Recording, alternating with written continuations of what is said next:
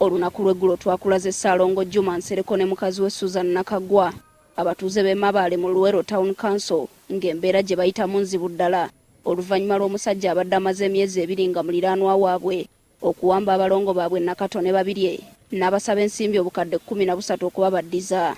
Kati mugenda ogula amafuta kati abaana olwamulaba akageri ke bamwagala ennyo ng'agenda ne baagala bakole ki bamwerekereko.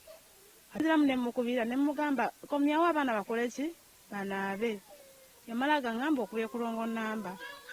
Olunaku lw'ejjo yankubira essimu nga ngamba musindikire ssente era nangamba singa ziwera ssaawa 12 ssaawa 2 ez'ekiro nga sinasindika ssente abaana agenda batuusaako obulabe kubanga ye yagula abaana abo nga sibe yali ayagala oli yabamutomeza. Wetwogerera Charles Ayesiga nga bwe yatuuka e Luweero yeeyita Julius Kisembo ali mu mikono gya poliisi oluvannyuma lw'omuyiggo ogw'amaanyi. Twagenze kusanga nti systems zitulaga nti omuntu yatwala abaana bano babiri Esumaya ne Nakato Rahiyan ali Masindi.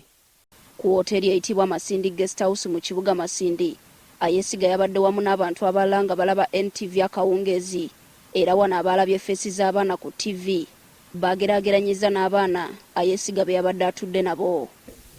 Jo nga tutudde awo tuli ku mawulire ku NTV awo ntulaba abagundi taata w'abaana. Twagenze ku NTV ne tulaba amawulire ago.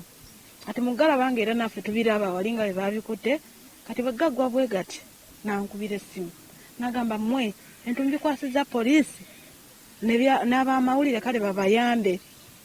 Abakulira wooteri beekengedde nabo kwe kutemya kuba obuyinza mu nkukutu. Yalabye omutima gunyekaangamuko kale nga tuli awo kati bagundi b'ekifo abo ekibajjamu ne bagamba ye abaana batulaba ate weebali wano ate n'obwogerako waali kati ne balyoka ne bakubira ki poliisi nga nze simanyi. Mu hoteero mu mwabadde asinziira okusaba abazadde be ransom money milioni 13 asobole kureleasinga abaana. Wabula mu kaseera kano poliisi y'e Luweero nga yeeyambisa tekinologiya wa GPS nayo yabadde yatuuse dda mu kifo kino era okukwatiza wamu n'abatuuze. Omusajja ono yakwatiddwa ekiro kya jjo. Naye poliisi ya Luweero wamu n'eya Masindi twakoze linking up ne tulaba nti abaana tubakutte tubazudde ate n'omusajja yali abbye atutte abaana for that matter naye ne tumukwata. Ayesiga teyeeganye kyakusaba bazadde b'abaana nsimbi era agamba mwennyini obwedda yafuula amaloboozi n'okweyambisa amasimu ag'enjawulo kubanga naye obwavu bumuli bubi. Aliwo yabatuleetera